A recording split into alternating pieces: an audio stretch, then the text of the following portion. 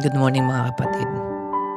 Gusto ko lang i-share sa inyo yung natutunan ko last 2 weeks ago to sa pastor namin. It's about ourselves, tungkol to sa sarili natin. Minsan kasi akala natin ang kalaban natin ay yung mga tao sa paligid natin o yung mga problema natin sa buhay. Pero na-realize ko today na ang totoong battle pala minsan yung battle sa loob natin, hindi yung mga taong nasa paligid natin, hindi yung mga problema natin, which is yung sarili natin.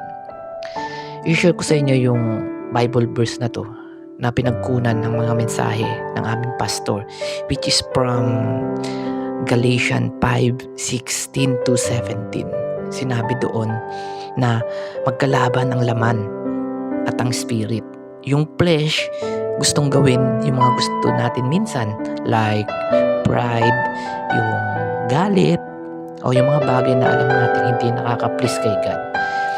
Pero yung Holy Spirit sa puso natin, sa buhay natin, ang gumagabay sa atin papunta sa peace, sa love, sa self-control, at sa tamang direksyon.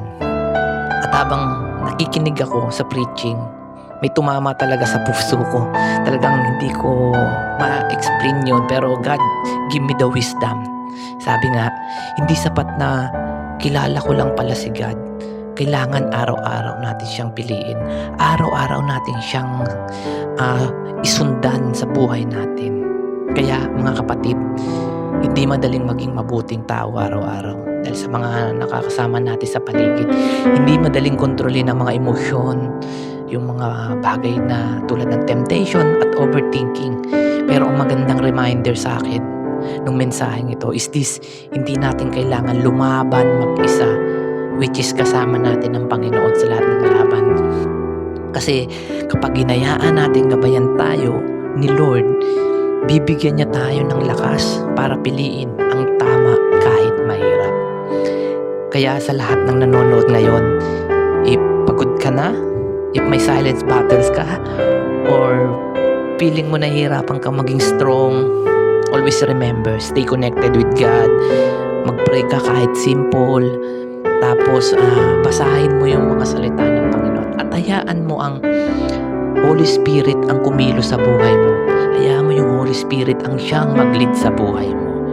Because sabi nga, a life led by God will always bring peace na hindi kayang ibigay ng mundong ito.